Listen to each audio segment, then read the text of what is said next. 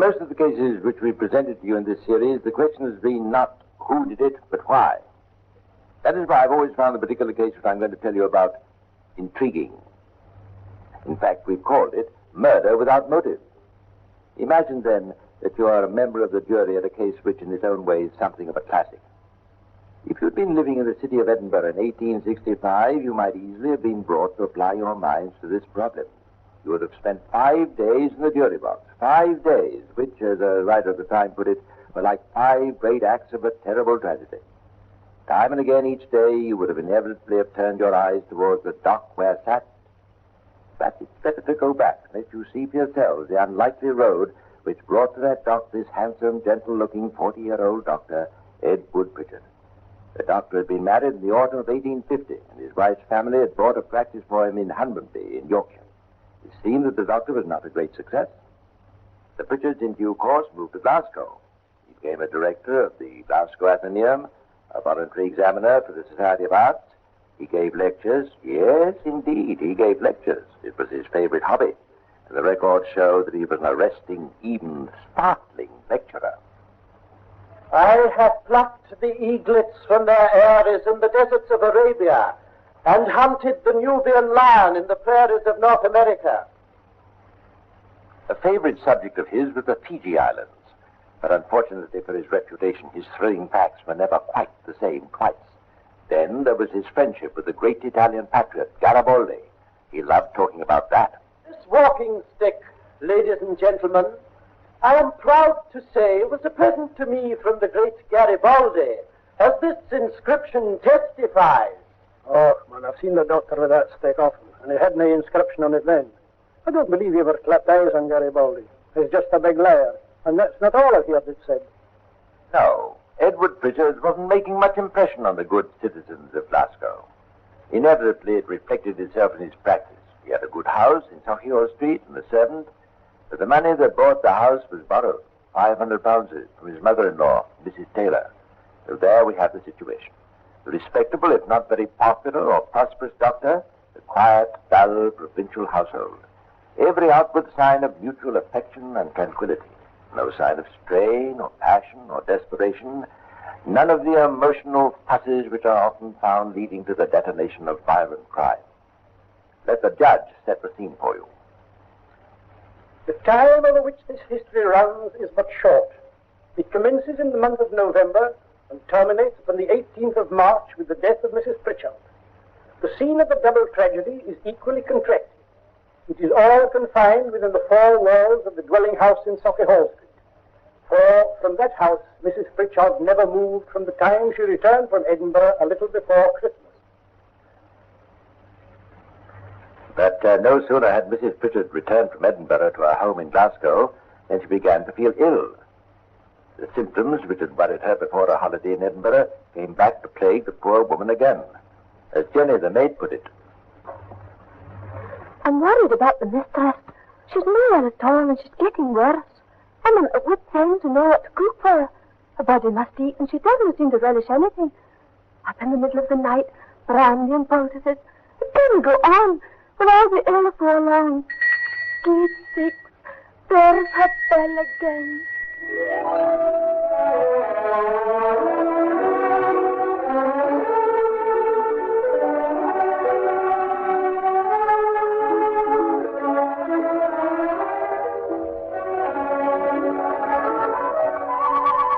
Was that Mrs. Pritchard's bell I heard?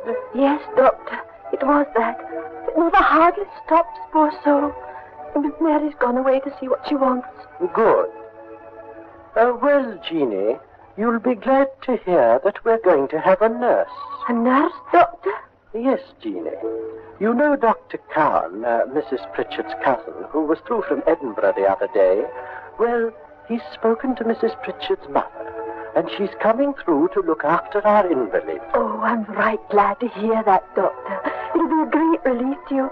It's a blessing. Yes, Jeanie, a blessing. Yes. Yes, a great blessing.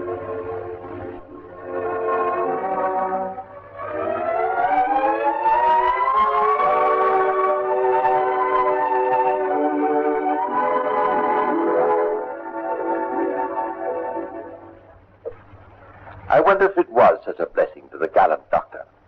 Maybe the arrival of his mother-in-law, Mrs. Taylor, at that moment could not have been more inconvenient.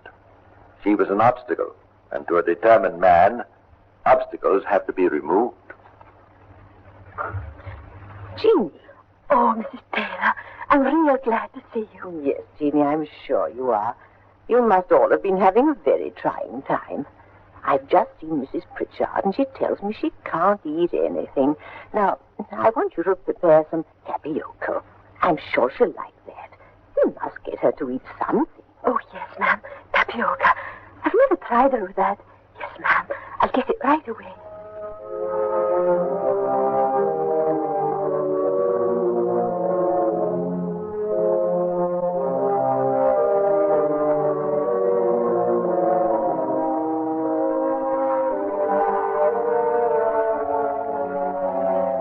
Now, come along, Mary Jane, dear. Do try it.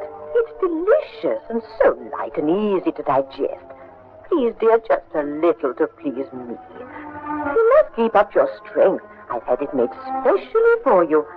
Look, we'll sprinkle a little sugar on it, and I'll taste a little just to show you how good it is.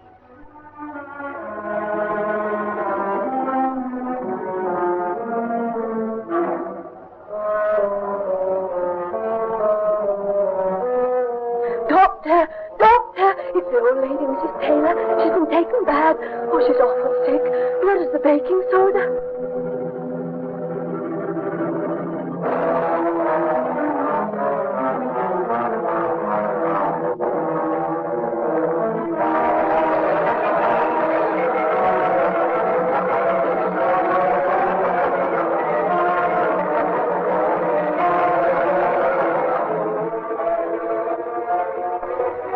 So began the short, tragic story of the first victim of that fatal house. A week later, Mrs. Taylor was taken violently ill again. Pritchard sent for another doctor, a Dr. Patterson, who lived nearby. Ah, Patterson, how kind of you to come so quickly. Before we go upstairs, let me tell you what has happened. My mother-in-law, she has been nursing my poor dear wife, you know. She was writing some letters this evening when suddenly she fell out of the chair in a fit. I'm afraid it's apoplexy, Doctor. Now, if you'll come with me... Has your mother-in-law been subject to these attacks before, Pritchard? No, not to my knowledge. She's an old lady, of course. And she's, well, you know, Doctor, she's... No, Doctor, I do not know. I've not the lady's acquaintance. I've not attended any of your family before. Oh, yes, quite. I realize that. But what I was going to say is that the old lady has, you know, rather unfortunate habits. In what way, Doctor? Well, she likes a drop, I'm afraid. You mean spirit? Yes, she has the habit of taking a drop. No, not to excess, you understand, but I think perhaps this time... She is intoxicated. Well, I wouldn't quite say that, you know, but at her age, you know, and of course another thing I should tell you, Doctor, I've discovered that since she came to stay with us, only a fortnight ago, that she habitually takes one of those patent sedatives. You know, a small quantity of opium. I think if I may see the patient...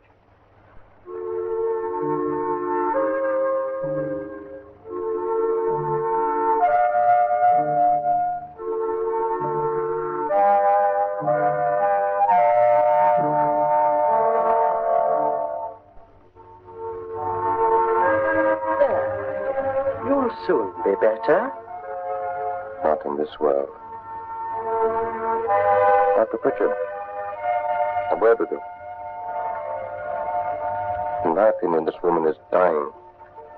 I believe she's under the influence of a powerful narcotic. It's that damned mixture she takes. I'll be bound she's had a good swig at it. And that's as may be. Point is that in my view she's beyond medical aid. The case is hopeless. Oh, surely not. The other person I take it to be Mrs. Pritchard.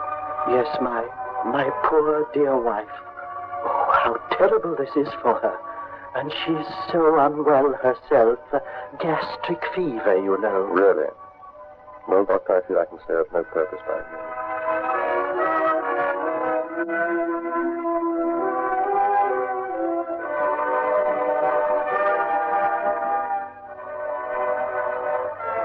At 1 o'clock that morning, Mrs. Taylor died.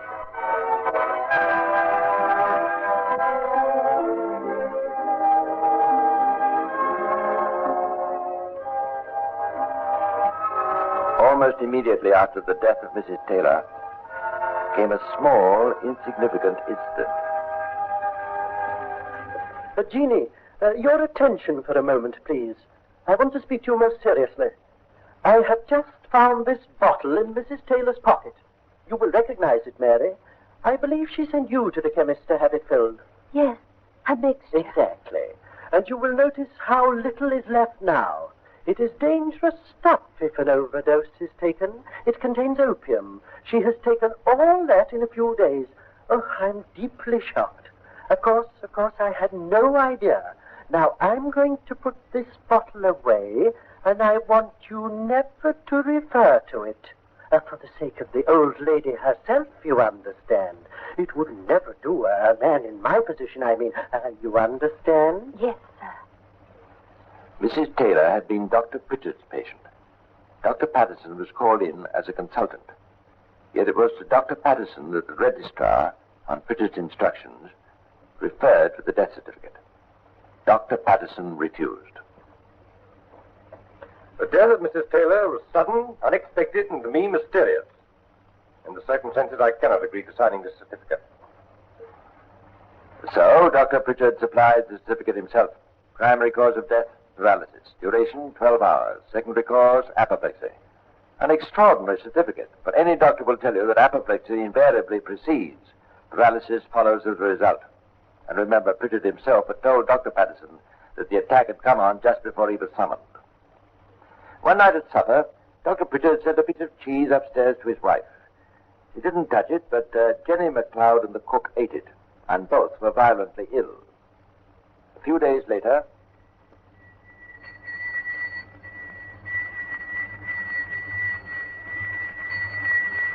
Oh, come quickly, please. She's awful bad.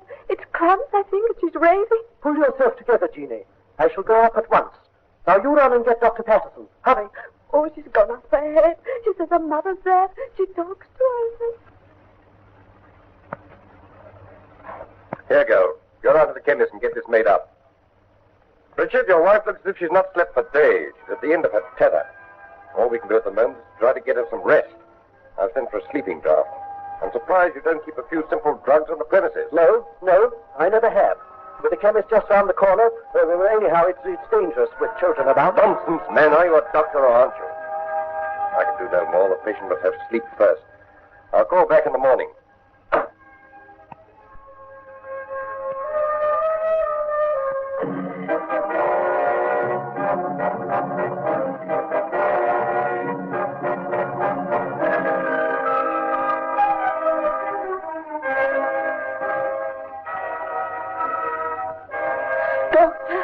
Doctor, come up right away. She's unconscious. I can't rouse her. Mary Jane, my dear, my darling. Oh, doctor, she's dead. No.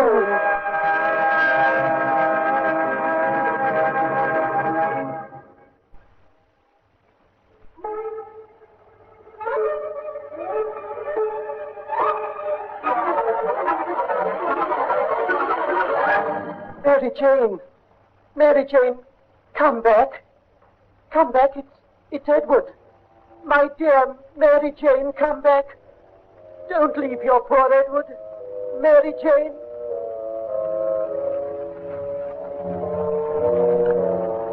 in his diary, the doctor wrote, "Died here at 1 a.m., Mary Jane, my own beloved wife, aged 38 years. No torment surrounded her bedside, but like a calm, peaceful Lamb of God, she passed away." A nice, sentimental soul was our Dr. Pritchard. Incidentally, again supplied the death certificate.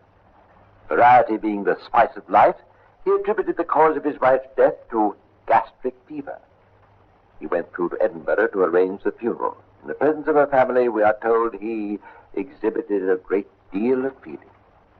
He especially asked for the coffin to be opened, that he might for the last time kiss the cold lips of his dead wife. A macabre moment surely unparalleled in the history of crime. But while he was away from Glasgow, something happened there. The police received a letter. Sir, Dr. Pritchard's mother-in-law died suddenly and unexpectedly about 3 weeks ago at his house in Sauchiehall Street, Glasgow, under circumstances at least very suspicious. His wife died today also suddenly and unexpectedly and under circumstances equally suspicious. We think it right to draw your attention to the above as the proper person to take action in the matter and see justice done. The letter was anonymous, signed in Latin, a lover of justice. Its authorship was never established. But the police moved quickly. The house in Sauchiehall Street was searched. The fine comb of detective inquiry was drawn through the life of Pritchard, and such were the results that as he stepped from the Edinburgh train, the doctor was arrested. The inquiries went on, post-mortem, exhumation of the mother-in-law, chemical analysis. The case built up, and so the trial began. Experts swore that the death of both women came from the same cause, chronic arsenical poisoning. But perhaps the moment that turned the scales of public opinion was one which came as a complete dramatic surprise. The Solicitor General, leading counsel of the prosecution, is examining the servant, Jenny MacLeod.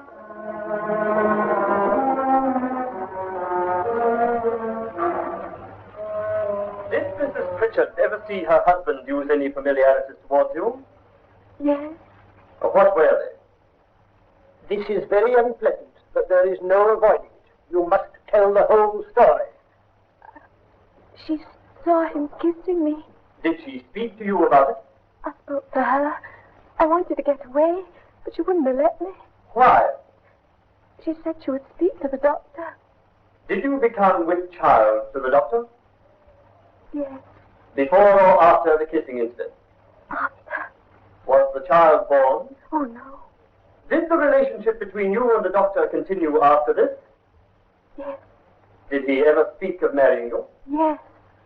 What did he say? When he spoke of marrying you, did he speak of his wife? What did he say? You cannot possibly like standing there, but you must if you do not answer the question. What were the words he used to you? Tell us what he said, because it must be known. Did he say he would marry you if his wife died? Yes. Did he say that often? Oh, no, just once. Was that before his wife became ill?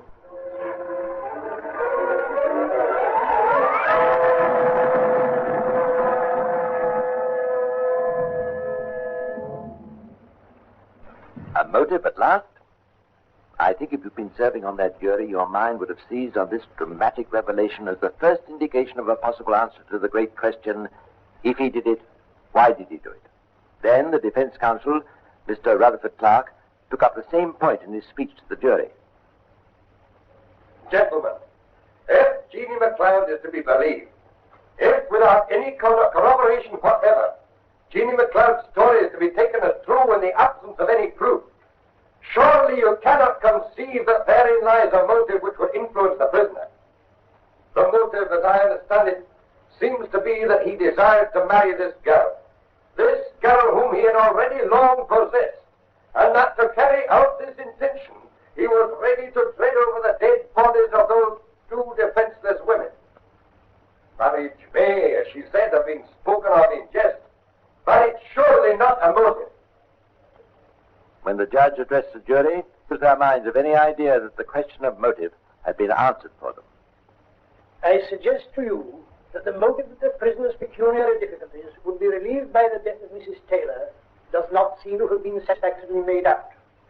Another motive has been suggested, but it is for you to say whether you think that an illicit connection with the servant girl is sufficient to account for his taking up the nefarious purpose of murdering his wife. Absence of motive is not a very uncommon thing. You are not in a position to say there was no motive. And the absence of evidence of motive is not a sufficient reason for acquitting the prisoner if you are satisfied from the other evidence that he is guilty. The jury was out for only 55 minutes. Have you agreed upon a verdict? The jury unanimously finds the prisoner guilty of both charges. And so, on a fine summer's morning in July 1865, Edward Pritchard, with a prayer on his lips, mounted the scaffold which had been erected overnight on a piece of open ground by the River Clyde at Glasgow.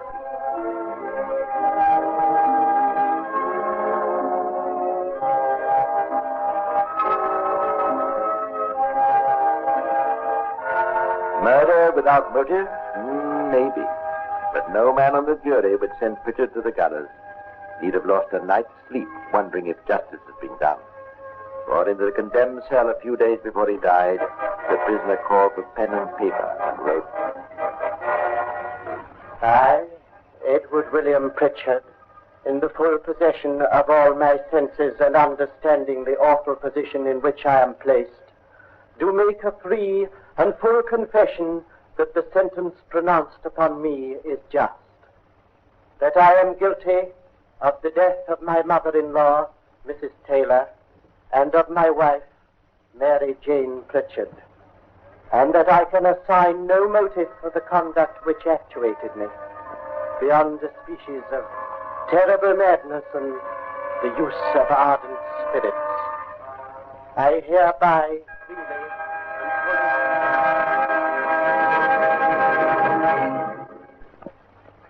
yes, perhaps the title was right, for in the long run, Dr. Pritchard could not find a motive himself.